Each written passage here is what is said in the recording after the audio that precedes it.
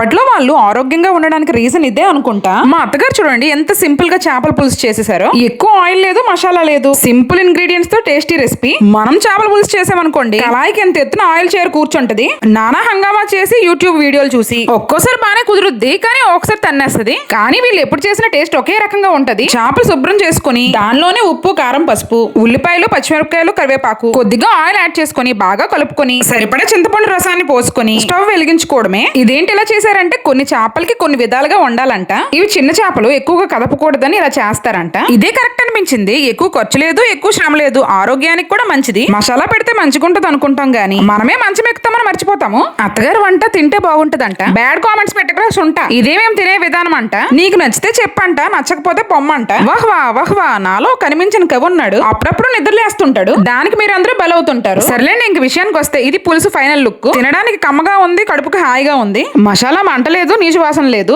ఎంతైనా old is gold అబ్బా. అత్తగారు వంట చూసారు, మరి కోడలు గారు వంట చూడాలి కదా. ఇది నేను చేసిన చికెన్ కర్రీ. ఎప్పుడు చేసుకునే విధానమే. ఫైనల్ గా ఇది మా మెనూ అనమాట. చికెన్ కర్రీ, చేపల పులుసు, రైస్, చల్లచల్లని నీరు, తినడానికి రెడీగా ఉన్న మేము. అత్తగారు పులుసు నచ్చిందా, కోడలు గారు కూర నచ్చిందా? కామెంట్ చేయండి. ఉంటాను, బాయ్ బాయ్.